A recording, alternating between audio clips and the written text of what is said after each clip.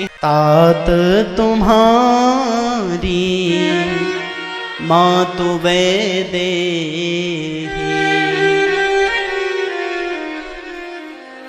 पिता राम सब भांति स्नेही।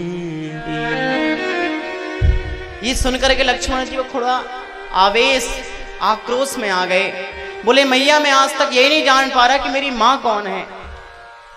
आपके पास आओ तो किशोरी जी, आप कहते हो किशोरी जी तुम्हारी माँ है, और किशोरी जी के पास जाऊं तो वो कहती जाओ मैया से विदा मांग के आओ।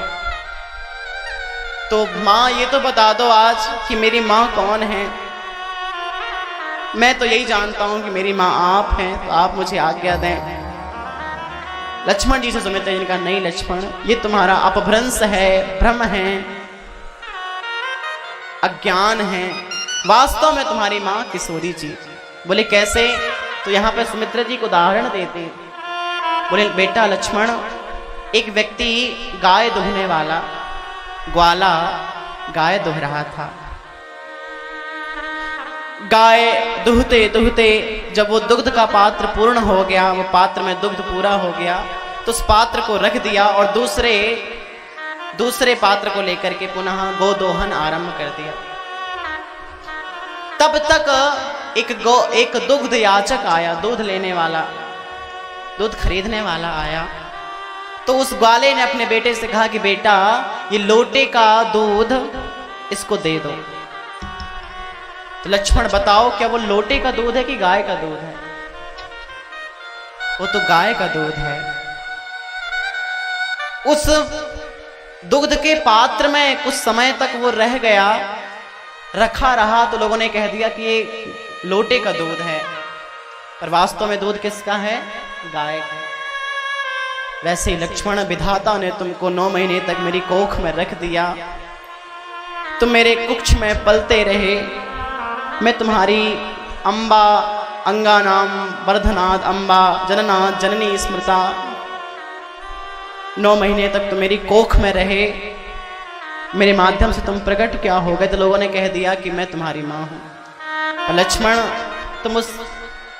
मैं उस पात्र जैसे हूं जिसमें कुछ समय के लिए लक्ष्मण रूपी दुग्ध रखा रहा, और वास्तव में उसकी माँ वैसे गाय है, उसकी वो गाय दुग्ध गाय का है। वैसे लक्ष्मण तुम मेरे पुत्र नहीं, तुम तो किशोरी के पुत्र हो, तुम सीता जी के पुत्र हो। लक्ष्मण तुम संदेह मत करना, आज से तुम्हारी माँ किशोरी जी ही है, यही एकाट सत्य है। और पिता राम सब भांति स्नेही। और आदेश दें कि जाना चाहते हो वन राम जानकी के संग। वन तो जाना चाहते हो पर सुनो, जाना तो परंतु मेरे दूध को लजाना मत। और कैसे रहना लक्ष्मण? सोना तो सुला के किंतु जाग जाना पहले ही, दोनों को खिलाए बगैर तिनका भी खाना मत। मात पिता मानना सदैव श्री राघव को, भूल के भी पुत्र तुम मेरे कहलाना मत। माता पिता मानना हमेशा राघव और श्री सीता जी को, कभी मुझे अपनी माँ मत मानना। और दे देना प्राण किंतु दे देना प्राण भैरव, पर पीठ राम को दिखा के मुझको दिखलाना मत। भले तुम्हारे प्राण चले जाए लक्ष्मण, पर कभी राम को अकेला छोड़ के, राम को संकट में उनका संत्याज करके कभी मेरे समक्ष मत आना, भले मर जाना। मुझे आत्मरक्षी लक्ष्मण नहीं चाहिए, मुझे राम रक्षक लक्ष्मण चाहिए, मुझे राम सेवक लक्ष्मण चाहिए, भले वो मृत हो या जीवित हो।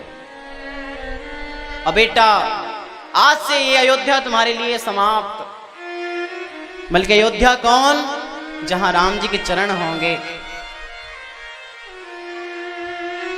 अवध तहां जहां राम निवासो, अवध तहां जहां राम निवासु,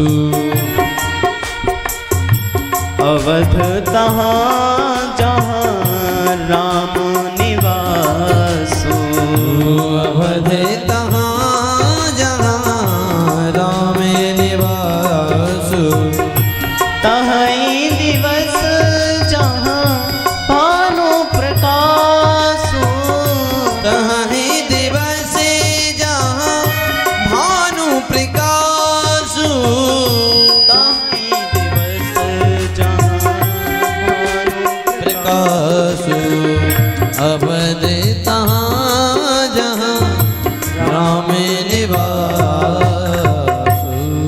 अवध तहां जहां राम निवासो। जाओ लक्ष्मण, चले जाओ। खूब सुबह से इस दिन, अब तो तीनों माता लक्ष्मण जी आके प्रणाम किए। राम जी ने कहा चलो चलो भैया चलो, और तीनों सज्जित होकर के अंतिम विदा लेने के लिए दशरथ जी के प्रकोष्ठ में प्रवेश किए, उसको भवन में प्रवेश किए। यहां पर लिखा है हो कि सूरी जी राजकुमारियों की वधुएं, राजकुमारों की पुत्रियां जब वधु रूप में परिवर्तित होती हैं तो बड़ी बहुमूल्य साड़ियां पहनती हैं। वैसे ही साड़ी की सूरी जी पहनी थी, पर कैकेयी का क्रूर हृदय उसको सह ना सका, और वहां सभागार में कैकेयी ने आदेश दिया कि सीता, हे रघुवंश की नवोढ़ा वधू, इस परिवेश में तुमको वन जाना नहीं है, बल्कि तुम एक